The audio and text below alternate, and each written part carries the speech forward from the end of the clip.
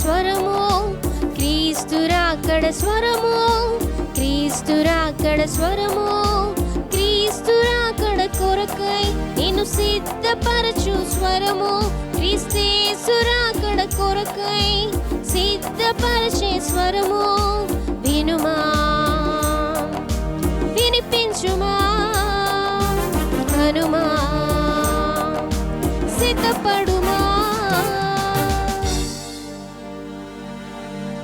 క్రీస్తు రాకడ స్వరమును కార్యక్రమను వీక్షిస్తున్న ప్రియులకు ప్రభువైన యేసుక్రీస్తు నామంలో నా హృదయపూర్వక వందనాలు తెలియజేస్తా ఉన్నాను.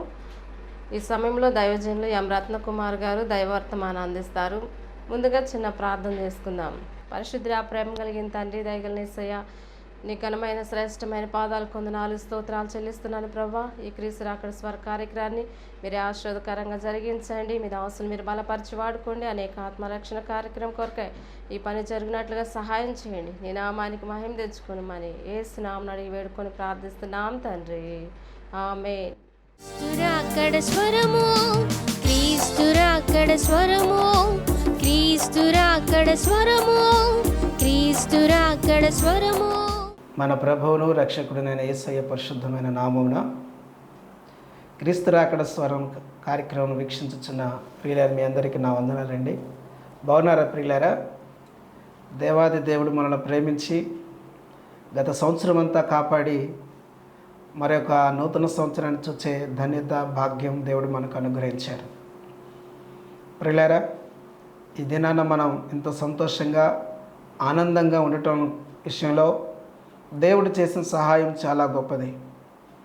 మనము గత శుక్రవారం చెప్పుకున్న రీతిగా ఇంతవరకు ఆయన మనకు సహాయం చేస్తూ వచ్చారు. మనం క్షేమంగా సజీవులుగా ఉండటానికి దేవుడు ఎంతో కృప చూపించారు. క్రీస్తునందు ప్రియులారా, మరి దేవుడు మన పట్ల చేస్తున్న సహాయాన్ని, ఆయన చూపుతున్న కృపను ఆధారం చేసుకొని దాని వలన మనం నూతన సంవత్సరంలో ప్రవేశించాం.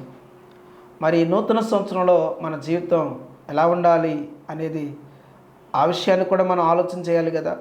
కాబట్టి ఇది నాన్న కొద్ది సమయం దేవుని వాక్యాన్ని ధ్యానం చేసుకుందాం. నూతన సంవత్సరంలో నూతన జీవితం అనే వర్తమానాన్ని ఇది నాన్న మనం తీసుకుందాం. ప్రియులారా, మన ధ్యాన భాగంగా పరిశుద్ధ గ్రంథం నుంచి హబక్కూకు గ్రంథం 3వ అధ్యాయము 1-2 వాక్యాలు చదువుకుందాం. ప్రవక్తయగు హబక్కూకు చేసిన ప్రార్థన వాద్యములతో పాడదగినది. యెహోవా, నిన్ను గూర్చిన వార్త విని నేను భయపడుచున్నాను. యెహోవా, సంవత్సరంలో జరుగుచుండగా నీ కార్యము నూతనపరచుము. సంవత్సరంలో జరుగుచుండగా దానిని తెలియచేయము. కోపించుచునే వాత్సల్యమును జ్ఞాపకమునకు తెచ్చుకొనుము. దేవుడు ఈ వాక్యాన్ని మన వెనుకడిలో దీవించునుగాక. క్రీస్తునందు ప్రియులారా, ఇక్కడ హబక్కూకు దేవునికి 3 విషయాలు ప్రార్థన చేస్తూ ఉన్నాడు. 1, సంవత్సరంలో జరుగుతుండగా నీ కార్యము నూతనపరచు అని ప్రార్థన చేస్తున్నాడు. 2, సంవత్సరంలో జరుగుతుండగా నువ్వు చేసే నూతన కార్యాన్ని నాకు తెలియచేయి అని అడుగుతున్నాడు. 3వది, నేను నా జీవితంలో అవిధేయతలు, దోషాలు, పాపాలు సంభవించినప్పుడు సమాజంలో ఉన్న పరిస్థితులు ఘోరాతి ఘోరంగా ఉన్నాయి. ఆ పరిస్థితులను బట్టి నువ్వు నా మీద కానీ మరెవరి మీద కానీ కోపపడుతూ ఉన్న పరిస్థితులకు మేము కారణమే. కోపించుచునే మా మీద నీ వాత్సల్యాన్ని జ్ఞాపకం చేసుకో అని చెప్పి హబక్కూకు అద్భుతమైన ప్రార్థన దేవునికి చేస్తున్న ప్రార్థన ఇక్కడ మనకి కనబడుతున్నది. ప్రియమైన దేవుని బిడ్డలారా, నూతన సంవత్సరంలో ప్రవేశించిన మనము నూతన జీవితాన్ని జీవించే వారిగా కనుక ఉండకపోతే అది సంవత్సరంలో ప్రవేశించేమో కానీ అది నిజమైన నూతన సంవత్సరం కాదు, నిజమైన నూతనత్వము కాదు. నిజమైన నూతనత్వం ఎప్పుడు అని అంటే రోజులు మారటం, వారాలు, నెలలు, సంవత్సరాలు మారటం కాదు, క్యాలెండర్లు మారటం కాదు, క్యారెక్టర్ మారటం అనేది చాలా విలువైనది కదా. కాబట్టి మన క్యారెక్టర్ మార్చుకోవటం మీద మనం దృష్టి పెట్టాలి. ప్రియులారా, అనుదిన జీవితంలో ఆయన మన దగ్గర నూతన జీవితాన్ని చూడాలనుకుంటున్నాడు. హబక్కూకు వలె మనం కూడా దేవునికి ఇదే ప్రార్థన చేయాలి. ఏమని? నా జీవితంలో నీ కార్యము నూతనపరచు అని దేవునికి మనము ఇదే ప్రార్థన చేసి మన అనుదిన జీవితంలో దేవుని కార్యాన్ని మనం చూడగలగాలి. క్రీస్తునందు ప్రియులారా, దేవుడు మన దగ్గర ఏం చూడాలనుకుంటున్నాడు, లేక మన జీవితంలో ఏ విషయాల్లో మార్పు రావాలి, ఏ విషయంలో మనం నూతనపరచబడాలి, ఈ సంగతుల గురించిన కొన్ని విషయాలు దేవుని వాక్యపు వెలుగులో మనం ధ్యానం చేద్దాం. రండి, పరిశుద్ధ గ్రంథం నుంచి కొరింథీయులకు రాయబడిన 2వ పత్రిక 7వ అధ్యాయము 1వ వచనాన్ని చదువుకుందాం. ప్రియులారా, మనకు ఈ వాగ్దానములు ఉన్నవి గనుక దేవుని భయముతో పరిశుద్ధతను సంపూర్తి చేసి కొనుచు శరీరమునకును ఆత్మకును కలిగిన సమస్త కల్మషము నుండి మనలను పవిత్రులనుగా చేసి కొందము. ప్రియులారా, ఈ వాక్య భాగాన్ని మనం గమనించినట్లయితే ఇక్కడ అపొస్తలుడైన పౌలు గారు కొరింథీయులకు రాస్తూ చాలా అద్భుతమైన మాటను తెలియచేస్తున్నాడు. గతంలో కూడా ఈ మాటలు మనం జ్ఞాపకం చేసుకున్నాం. ఈ 7వ అధ్యాయము 1వ వచనంలో పరిశుద్ధాత్మ దేవుడు మనకు తెలియచేస్తున్న అద్భుతమైన మాట ఏమిటి అని అంటే, పరిశుద్ధతను సంపూర్తి చేసుకోవాలి. ఒక్క మాట ఆలోచన చేయండి. గత సంవత్సర జీవితంలో మనము మన పరిశుద్ధతను సంపూర్తి చేసుకున్నామా? ఇది మనం ఆలోచన చేయాలి. దేవుడు మన దగ్గర పరిశుద్ధతను చూడాలి అనుకుంటున్నాడు. ఓకే, బాగానే ఉంది. మరి మన జీవితంలో పరిశుద్ధతను సంపూర్తి చేసుకున్న పరిస్థితులు ఉన్నాయా? ఏ దినమునకు సంబంధించిన పరిశుద్ధత ఆ దినము. ఎప్పటికప్పుడు మన జీవితంలో పరిశుద్ధతను సంపూర్తి చేసుకొనొచ్చు. మన అనుదిన జీవితాలను దేవునిలో కొనసాగించుకొని దేవుని తృప్తిపరిచి దేవుని సంతోషపరిచి మన జీవితాలు కొనసాగించుకోవాలి. ఇక్కడ ఏమంటున్నాడు? పరిశుద్ధతను సంపూర్తి చేసుకొనొచ్చు అంటాడు. పరిశుద్ధత అంటే అర్థం ఏంటి? పరిశుద్ధత వేరు, పవిత్రత వేరు. పరిశుభ్రత వేరు, పరిశుద్ధత వేరు. దేవుడు మన దగ్గర పరిశుద్ధతను చూడాలనుకుంటున్నాడు. పరిశుద్ధతను ఇంగ్లీష్లో హోలీ అని పిలుస్తారు కదండి. అయితే గ్రీకులో పరిశుద్ధతను ఏమని పిలుస్తారు అని అంటే హగియాస్ అనే పదాన్ని వాడారు. హగియాస్ అనే పదానికి ఉన్న అర్థం ఏంటంటే ప్రత్యేకముగా జీవించుట అని అర్థం ఉన్నది. హగియాస్ అనే పదానికి వ్రాయబడిన లేకపోతే దానికి ఉన్న అర్థం ఏమిటి అని అంటే ప్రత్యేకముగా జీవించుట అని అర్థం. ప్రియులారా, దేవుడు మన దగ్గర ఒక ప్రత్యేకమైన జీవితాన్ని చూడాలి అనుకుంటున్నాడు. మనము దేవుని పిల్లలుగా పరిశుద్ధులముగా మన జీవితాలు జీవించాలి. ప్రత్యేకమైన జీవితం అనగా వేరుగా ఉన్న జీవితం. వాస్తవానికి మనము వేరు చేయబడిన వారమని దేవుని వాక్యం చెప్తా ఉన్నది. పరిశుద్ధ గ్రంథం నుంచి అపొస్తలుల కార్యముల గ్రంథం 2వ అధ్యాయంలో పేతురు భక్తుడు పలికిన మాటను ఒకసారి మనం జ్ఞాపకం చేసుకుందాం. 40వ వచనాన్ని చదువుకుందాం. ఇంకనూ అనేక విధములైన మాటలతో సాక్ష్యమిచ్చి మీరు మూర్ఖులకు ఈ తరము వారికి వేరై రక్షణ పొందుడని వారిని హెచ్చరించెను అని ఇక్కడ చూస్తున్నాం. ప్రియులారా, దేవుని పిల్లలు వేరు చేయబడిన వారు ఎక్కడ నుంచి? ఈ తరము వారి నుంచి, లేక లోకములో నుంచి, లేక పాప సంబంధమైన జీవితంలో నుంచి. దేవుని పిల్లలు అంటే అర్థం ఏంటంటే వేరు చేయబడిన వారు. దేవుడు వేరు చేయబడటను కోరుకుంటున్నాడు. ఇది గుర్తుపెట్టుకోవాలి. ఎక్కడి నుంచి వేరు చేయబడాలి? పాపములో నుంచి వేరు చేయబడాలి. అపవాది సంబంధమైన జీవితంలో నుంచి ప్రతి మనిషి వేరు చేయబడాలి. ఎవరు వేరు చేయబడిన జీవితాన్ని కలిగి ఉంటారో వారే దేవుని పిల్లలు. గమనించారా? ప్రార్థనకి వెళ్ళిన వారందరూ దేవుని పిల్లలు కాదు ప్రియులారా. బైబిల్ చేత పట్టుకున్న వారందరూ దేవుని పిల్లలు కాదు. ఇంకొంచెం మనం లోపలికి గనక వెళ్ళి ఆలోచన చేస్తే వాక్య బోధ చేసేవారందరూ కూడా దేవుని పిల్లలు అనడానికి అవకాశం లేదు. ఎందుకో తెలుసా?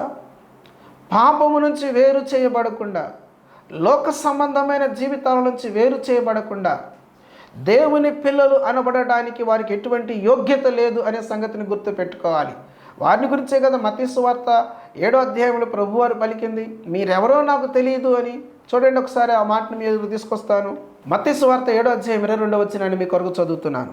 ఆ దినమందు అనేకులు నన్ను చూచి, ప్రభువా ప్రభువా, మేము నీ నామమున ప్రవచింపలేదా? నీ నామమున దెయ్యములను వెళ్ళగొట్టలేదా? నీ నామమున అనేకమైన అద్భుతములు చేయలేదా అని చెప్పుదురు. ఎవరు వీరు? దేవుని రాజ్యమునకు దూరముగా ఉండి రాజ్య సంబంధులం అన్నట్టుగా బ్రతికిన వ్యక్తులు అన్నమాట వీళ్ళు. వీరి ద్వారా అద్భుతాలు జరిగినాయి, ప్రవచనాలు కూడా చెప్పారు, ఇంకా దెయ్యాలు కూడా వెళ్ళగొట్టారు. ఇక వీళ్ళని చూస్తే సామాన్యమైన దైవజనులు అసలు ఆలకిస్తారండి? ఏ అద్భుతాలు చేయని సేవకులను గురించి ఏమన్నా పట్టించుకుంటారండి? ప్రవచనాలు చెబుతున్నారంటే ఇక వాళ్ళకి ఎంత విలువ, దెయ్యాలు వెళ్ళగొడుతున్నారంటే ఇంకెంత విలువ, అద్భుతాలు చేస్తున్నారంటేనా అమ్మ బాబాయ్, అవసరమైతే ఆ సమయంలో దేవుడు వచ్చి నన్ను కాసేపు ఆగంటారు. అయితే ప్రియులారా, కొంతమంది, అందరినీ కాదు, ఎవరికి మనం తీర్పు తీర్చట్లేదు ప్రియులారా, ఆ పరిస్థితి లేకపోతే అధికారం దేవుడు ఇవ్వలేదు. కానీ అటువంటి జీవితం జీవించిన వ్యక్తుల గురించి ఇక్కడ ప్రభువే మాట్లాడుతున్న మాట ఏంటంటే 23వ వచనం అంటాడు, అప్పుడు నేను మిమ్మల్ని ఎన్నడూ ఎరుగను, అక్రమము చేయువారులారా నా యొద్ద నుండి పొండి అని వారితో చెప్పుదును అంటున్నాడు. గమనించారా? ఎందుకు అనంటే ప్రియులారా, వీరు ప్రత్యేకమైన జీవితాన్ని జీవించిన వారు కాదు, వేరు చేయబడిన జీవితానికి వచ్చిన వారు కాదు, పాప సంబంధమైన జీవితాన్ని, లోక సంబంధమైన జీవితాన్ని విడిచిపెట్టిన వారు కాదు. దేవుడు వేరు చేసేవాడే. అవును, రాత్రి పగలు దేవుడు వేరు చేశాడు, చీకటిని వెలుగుని ఆయన వేరు చేశాడు, భూమిని ఆకాశాన్ని వేరు చేశాడు. ఆయన వేరు చేసే దేవుడే. రాత్రి పగలు కలిసి ఉండవు, వెలుగు చీకటి కలిసి ఉండవు. దేవునితో సంబంధం కలిగిన వ్యక్తులు, దేవునితో సంబంధం లేని వ్యక్తులు కలిసి ఉండరు, వేరు చేయబడతారు ఖచ్చితంగా. అది వేరు చేయబడిన జీవితమే ప్రియులారా. దానిని దేవుని వాక్యం ఇంకా ఏం చెబుతుందో తెలుసా ప్రియులారా? దేవుని వాక్యంలో ఆ మాటను మీదటి తీసుకొస్తాను. నిర్గమాకాండం 28వ అధ్యాయము 36వ వచనాన్ని చదువుతున్నాను. మరియు నీవు మేలిమి బంగారు రేకు చేసి ముద్ర చెక్కునట్లు దాని మీద యెహోవా పరిశుద్ధుడు అను మాట చెక్కవలెను అని చూస్తున్నాం. యెహోవా పరిశుద్ధుడు, పరిశుద్ధుడు, పరిశుద్ధత అనే మాట ఇక్కడ మనకి కనబడుతుంది. ఇక్కడ 1 అని అంకె వేయబడి క్రింద ఏ రాయబడింది తెలుసా? యెహోవాకు ప్రతిష్ఠితము అని రాయబడింది. పరిశుద్ధత అంటే ప్రత్యేకించబడిన జీవితమే కాదు ప్రియులారా. పరిశుద్ధత అంటే ప్రతిష్ఠించబడిన జీవితం. ప్రతిష్ఠ అంటే ఏంటి? దేవుని మందిరాలను ప్రతిష్ఠిస్తారు. ఎందుకొరకు? దేవుడు అక్కడే ఉండేవాడు కాదు, దేవుని పిల్లలతో దేవుడు ఉంటాడు. మనం వెళ్ళేటప్పుడు మనతో ఉంటాడు, మనం వచ్చేటప్పుడు మనతో పాటు వస్తారు. దేవుని మందిరముగా దాన్ని ఎందుకు ప్రతిష్ఠించాము అని అంటే, కేవలము దేవుని కార్యక్రమాలు జరగాలన్న ఉద్దేశంతో ఆ స్థలము ప్రతిష్ఠించబడినది. అలాగే మందిరము కంటే కూడా ప్రతిష్ఠించబడాల్సింది ఏంటిదంటే, మన జీవితాలు దేవుని కొరకు ప్రతిష్ఠించబడాలి. ఆ మందిరాన్ని లోక సంబంధమైన కార్యక్రమాలకు వాడకూడదు, వాడము. ఆ స్థలంలో చాలా జాగ్రత్తగా వ్యవహరిస్తాం. మన దేశంలో చెప్పులు కానీ బూట్లు కానీ లోపలికి వేసుకొని వెళ్ళాం, దూరంగా విడిచిపెడతాం వాటిని. మందిరంలో వ్యర్థమైన మాటలు మాట్లాడడానికి మనం ఆలోచన చేస్తాం, అమ్మో ఇక్కడ మాట్లాడకూడదు, ఇది దేవుని మందిరం ఉన్నామని. ఎందుకనంటే అది ప్రతిష్ఠించబడిన స్థలముగా దాన్ని మనం తీసుకుంటాం. ప్రియులారా, ఒక మాట చెప్తాను, జాగ్రత్తగా వినండి. చెప్పులు బూట్లు బయట విడిచిపెట్టినంత మాత్రాన మందిరంలో దేవుని మాటలు కాకుండా, మందిరంలో వ్యర్థమైన మాటలు, పనికిమాల మాటలు, అబద్ధపు మాటలు మాట్లాడకుండా ఉన్నంత మాత్రాన దేవుడు మన విషయం సంతోషపడతాడు అనుకోగాకండి. దేవునికి ఎప్పుడు సంతోషం అని అంటే, కేవలము నువ్వు అలా చేసినందువలన మాత్రమే కాదు, కానీ అంతకంటే ఇంకా దేవుడు నీ దగ్గర కోరుతుంది ఏంటంటే, అసలు నీ జీవితమే పవిత్రపరచబడాలి, ప్రతిష్ఠించబడాలి దేవుని కొరకు. నీ జీవితము ఎప్పుడు దేవుని కొరకు ప్రతిష్ఠించబడుతుందో అప్పుడు దేవునికి సంతోషం, అప్పుడు నీ జీవితానికి నూతనత్వం ప్రారంభమవుతుంది. అది నీ జీవితంలో నూతన సంవత్సరం కూడా ప్రారంభం. యేసుక్రీస్తు ప్రభువారు ఒక మాట అన్నారు. ఆ మాట ఏంటంటే, క్రొత్త బట్టకు పాత బట్ట మాసిక వేయకూడదు అని. కొత్త సంవత్సరంలోకి వెళ్తున్నాం కానీ కొత్త జీవితం రావట్లేదే. ఎన్నో సంవత్సరాల నుంచి నువ్వు ప్రార్థనకు వెళ్తున్నావు. ప్రత్యేకమైన జీవితం ఉన్నదా? దేవుని కొరకు ప్రతిష్ఠించబడిన జీవితం ఉన్నదా? ప్రత్యేకమైన జీవితం అంటే ఏంటి ప్రియులారా? దాన్ని మనం చాలా జాగ్రత్తగా ఆలోచన చేయాలి. ప్రత్యేకమైన జీవితము, ఇశ్రాయేలీలు దేవుని చేత ప్రతిష్ఠించబడిన వారు, వారు పరిశుద్ధ జనం అని పిలువబడిన వారు. కానీ వారి గురించి దేవుడు బాధపడింది ఏంటి తెలుసండి? వారు అన్యులతో కలిసిపోయారంట. దేవుని వాక్యాన్ని చదువుకుందాం. పరిశుద్ధ గ్రంథం నుంచి కీర్తన గ్రంథం 106వ కీర్తన 35వ వాక్యాన్ని చదువుకుందాం. అన్యజనులతో సహవాసము చేసి వారి క్రియలు నేర్చుకొనిరి అంట. ఇశ్రాయేలులు ప్రతిష్ఠించబడిన జనాంగము. వారు దేవుని కొరకు ప్రతిష్ఠించబడ్డారు, దేవుని కొరకు ప్రత్యేకించబడిన వారు. అయితే వీరు దైవ సంబంధమైన జీవితాన్ని జీవించాల్సింది పోయి వీరు ఎటువంటి జీవితాన్ని జీవించారంటే అన్యజనులతో కలిసిపోయారట. కలిసిపోవటం మాత్రమే కాకుండా వాళ్ళ దగ్గరకు వెళ్ళి వాళ్ళ క్రియలు, వాళ్ళు చేసే పనులు నేర్చుకొని వచ్చారంట. ప్రియులారా, దేవుని కోపం ఇశ్రాయేలును అనుభవించాల్సి వచ్చింది. ఎన్నిసార్లు దేవుని ఉగ్రత వారి మీదకి వచ్చిందో. ఒక రీతిగా చెప్పాలంటే అన్యజనుల కంటే దేవుని ద్వారా ఎక్కువగా శిక్షించబడిన వ్యక్తులు అంటే ఇశ్రాయేలీలే. ఎన్ని మార్లు శిక్షించబడ్డారు. ఎందుకనంటే వీరు అధిక పర్యాయాలు దేవునికి అవిధేయులుగా బ్రతికారు. ఈ మాటను వింటున్న దేవుని బిడ్డలారా, దేవుడు నిన్ను లోకంలో నుంచి, పాపంలో నుంచి ప్రత్యేకించిన తర్వాత ఇక లోకంతో ఏం పని నీకు? ఇక పాపముతో ఏం పని? దేవుని వాక్యం ఎంత అద్భుతమైన ఈ మాట చెప్తుంది. అపొస్తలుడైన పేతురు గారు రాసిన మొదటి పత్రిక 4వ అధ్యాయంలో 3వ వచనాన్ని చదువుకుందాం. మనము పోకిరి చేష్టలు, దురాశలు, మద్యపానము, అలరితో కూడిన ఆటపాటలు, త్రాగుబోతుల విందులు, చేయదగ్గని విగ్రహ పూజలు మొదలైన వాటి యందు నడుచుకొనొచ్చు. అన్యజనుల ఇష్టము నెరవేర్చుచుండుటకు గతించిన కాలమే చాలు. అన్యజనుల ఇష్టము నెరవేర్చుచుండుటకు గతించిన కాలమే చాలు. ఎంత చక్కని మాట, ఎంత అద్భుతమైన హెచ్చరిక. అవునండి, మన జీవితంలో అన్యజనుల ఇష్టం కాదు మనం నెరవేర్చాల్సింది. ప్రత్యేకించబడిన జీవితం కలిగిన మనము దేవుని ఇష్టాన్ని నెరవేర్చాలి. అది దేవుడు మన దగ్గర కోరుకుంటున్నది. అన్యజనుల ఇష్టం నెరవేర్చడానికి దేవుడు ఎంత మాత్రం ఒప్పుకోవట్లేదు. అన్యజనులు అంటే ఎవరు? అన్యజనులు అంటే వాళ్ళు ఎక్కడుంటారు? దేవుని ఎరగని, దేవునికి లోబడని, దేవునితో సంబంధంలోకి రాని ప్రతి ఒక్క వ్యక్తి వాళ్ళ ఇంట్లో వారై ఉండొచ్చు, బంధువులై ఉండొచ్చు, రక్త సంబంధికులై ఉండొచ్చు, ఎవరైనా సరే వారు అన్యజనులే. ఇతర మతస్థులు కాదు అన్యజనులని మనం చూడాల్సింది. యేసు ప్రభుని ఎరగని ప్రతి ఒక్క వ్యక్తి అన్యుడే. వాక్యానికి లోబడకుండా వాక్య సంబంధమైన జీవితాన్ని జీవించుకుని ఉన్న ప్రతి ఒక్క వ్యక్తి అన్యుడే. అయితే వారిని దేవుని వాక్యం చెప్తుంటే వాళ్ళ ఇష్టం కాదు మనం నెరవేర్చాల్సింది, దేవుని ఇష్టం నెరవేర్చాలి. ప్రత్యేకమైన జీవితం జీవించమని దేవుడు మన దగ్గర నుంచి కోరుకుంటున్నాడు. అటువంటి జీవితం మనం జీవించకుండా ప్రియులారా మన జీవితాలు కొనసాగిస్తే తద్వారా దేవునికి అవమానం వస్తుంది. ఈ నూతన సంవత్సరంలోనైనా మనము పరిశుద్ధమైన జీవితాన్ని, అనగా ప్రత్యేకమైన జీవితాన్ని, ప్రతిష్టతతో కూడిన జీవితాన్ని జీవించాలని దేవుడు కోరుతున్నాడు. ఇశ్రాయేలుల గురించి, యూదుల గురించి చెప్పబడిన ఒక అద్భుతమైన సాక్ష్యాన్ని మనం గుర్తుపెట్టుకోవాలి. ఎస్తేరు గ్రంథం 3వ అధ్యాయం 8వ వచనంలో ఈ మాటను మనం చూస్తాం. అంతటా హామాను అహష్వేరోషుతో చెప్పినదేమనగా, మీ రాజ్య సంస్థానములన్నింటి యందుండు జనులలో ఒక జాతి వారు చెదరి ఉన్నారు. వారి విధులు సకల జనుల విధులకు వేరుగా ఉన్నవి. యూదులు ఒక శత్రువైన హామాను దగ్గర నుంచి పొందుకున్న సాక్ష్యం ఏంటంటే వారి విధులు సకల జనుల విధులకు వేరుగా ఉన్నవి. ఈ సాక్ష్యం దేవుని పిల్లలు సంపాదించుకోవాలి. ప్రత్యేకంగా ఉన్నటువంటి అర్థం ఏంటి? వాళ్ళు ఒక దారిలో వస్తుంటే ఇంకో దారిలో వెళ్ళాలనా? వాళ్ళు ఒక గదిలో ఉంటే మనం ఇంకో గదిలో ఉండాలనా? కాదు కాదు కాదు.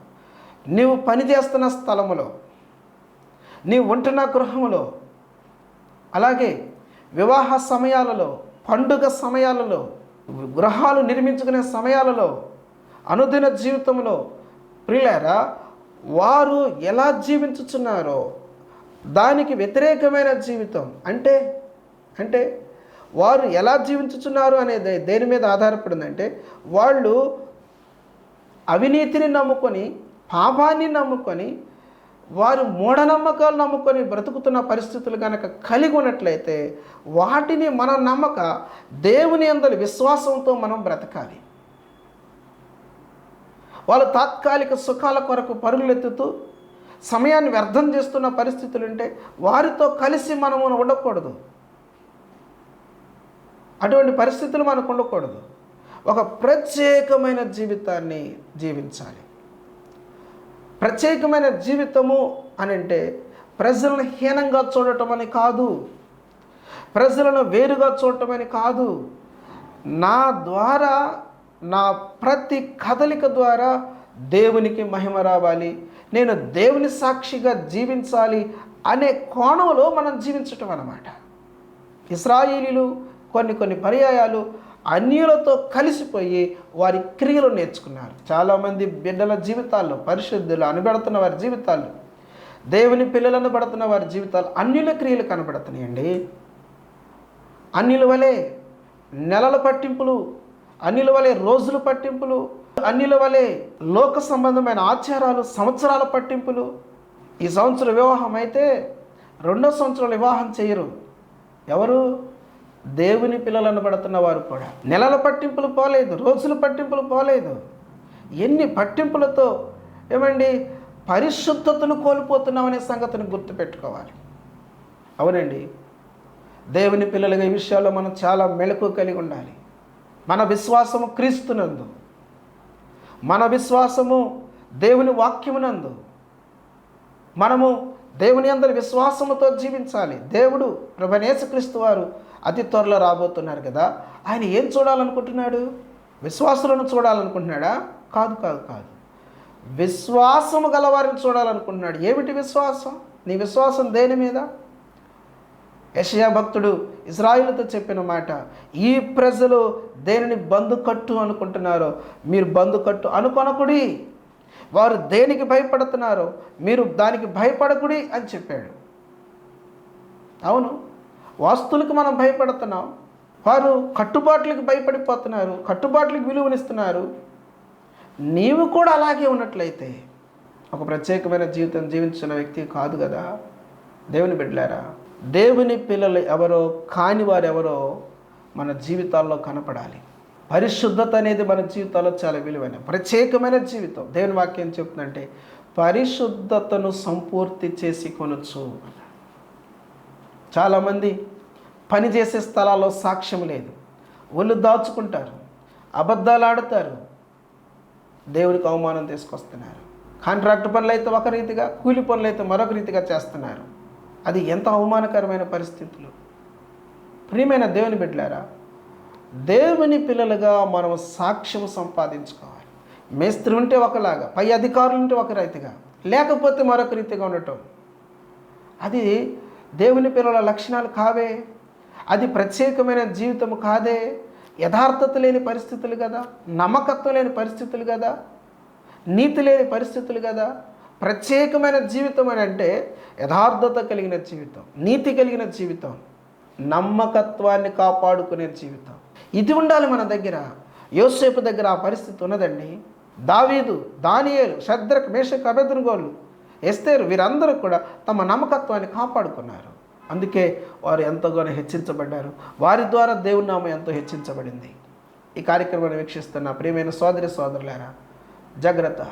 లోకంతో కలిసిపోయి పాప సంబంధమైన జీవితాన్ని జీవిస్తూ క్రైస్తవ జీవితాన్ని జీవించటం అది క్రైస్తవ జీవితం కాదు, అది మత సంబంధమైన జీవితం. నిజమైన క్రైస్తవ జీవితం ఏమిటి అని అంటే వాక్యానికి లోబడి, దేవునికి భయపడి, పరిశుద్ధమైన ప్రత్యేకమైన జీవితాన్ని జీవించటమే నిజమైన క్రైస్తవ జీవితం. ఒకవేళ మనం పరిశుద్ధమైన జీవితాన్ని జీవిస్తూ ఉంటుంటే, యూదులు అటువంటి సాక్ష్యాన్ని పొందుకున్నప్పుడు వారికి కలిగినది ఏంటిది? శ్రమ వచ్చింది. ఖచ్చితంగా శ్రమ వస్తుంది. వారు చంపివేయబడాలనే శాసనం పుట్టింది. మనకు కూడా వస్తాయి శ్రమలు. మనం ఇందాక చదువుకున్నాం పేతురు రాసిన మొదటి పత్రిక 4వ అధ్యాయంలో 4వ వచనంలో ఏం రాయబడి ఉంటుందంటే, ఆ దుర్వ్యాపారం నందు వారితో కూడా మీరు పరుగెత్తనందుకు వారు మనల్ని హింసించవచ్చు, బాధకు గురి చేయొచ్చు, శ్రమకు గురి చేయొచ్చు. అయినా మనం బెదరకూడదు. దేవుని కొరకు నిలిచి ఉండాలి, దేవుని కొరకు శక్తి కలిగి ఉండాలి. ప్రియులారా, తద్వారా ఏమవుతుంది అని అంటే దేవుని శక్తిగల కార్యాలు, దేవుని నూతన కార్యాలు మన కుటుంబంలో, మన జీవితంలో, సమాజంలో, సంఘంలో మనం చూస్తాం. దేవునికి మహిమ కలుగుతుంది. అట్టి కృప పరిశుద్ధాత్మ దేవుడు మనకు సమృద్ధిగా మెండుగా దయచేసి దీవించి తన రాకడ కొరకై మనందరినీ సిద్ధపరిచి దీవించునుగాక. ఆమేన్. ప్రార్థన. ప్రేమగల తండ్రి, కృపల దేవా, జీవాధిపతి, మీకే వందనాలు, స్తుతులు, స్తోత్రాలు చెల్లిస్తున్నాం. ఇంతవరకు తోడుగా ఉండి నడిపించినందుకే నీకు వందనాలు. నూతన సంవత్సరంలో మమ్మల్ని ప్రవేశపెట్టిన దేవా నీకు వందనాలు. నూతన సంవత్సరంలో ప్రవేశపెట్టిన దేవా, నూతన జీవితాన్ని కూడా మాకు ఇవ్వండి నాయన. నూతన అనుభవాల గుండా మమ్మల్ని నడిపించండి. దయగల తండ్రి, పాత జీవితం మా జీవితంలో కనబడనియొద్దయ్యా. మా జీవితాల ద్వారా నీకు మహిమ రావాలి, నీకు కీర్తి రావాలి. అనేక ఆత్మలు నీ వైపు చూడాలి, నీ దగ్గరికి రావాలి. అట్టి జీవితం జీవించినట్లు ఈ కార్యక్రమాన్ని వీక్షించిన ప్రతి ఒక్కరికి మీరు దయచేయండి. మా దేశాన్ని మేల్కొలపండి, మమ్మలను మా కుటుంబాలను కాపాడండి. నూతన సంవత్సరం నూతన ఆశీర్వాదాలు దయచేసి మీరు ఆకలి కొరకే సిద్ధపరిచి మహిమ, ఘనత, ప్రభావాలు పొందుదరని యేసయ్య నామమున ప్రార్థన చేసి స్తోత్రాలు అర్పించి అడిగి వేడుకొనుచున్నాం తండ్రి. ఆమేన్. త్రియేక దేవుని దీవెన, శాంతి, సమాధానం ఇప్పుడు ఎల్లప్పుడు సదాకాలం మనందరికీ తోడై నడిపించి దీవించి మనలందరినీ తన రాకడ కొరకై సిద్ధపరిచి భద్రపరచునుగాక. ఆమేన్. Praise lord. మీకందరికీ మరోసారి నూతన సంవత్సర శుభాకాంక్షలు తెలియజేస్తున్నాను. మా కుటుంబ పక్షంగా, మా సంఘాల పక్షంగా మీకు నూతన సంవత్సర శుభాకాంక్షలు. దేవుడు మిమ్ములను, మీ కుటుంబాలను ఎండారుగా దీవించి ఆశీర్వదించి ఈ సంవత్సరం అంతా కూడా తన నూతనమైన కార్యాలు జరిగించి వర్ధిల్ల చేయాలని నా ప్రార్థన, నా ఆకాంక్ష. దేవుడు మిమ్మలను, మీ కుటుంబాలను దీవించునుగాక, ఆశీర్వదించునుగాక. Praise lord.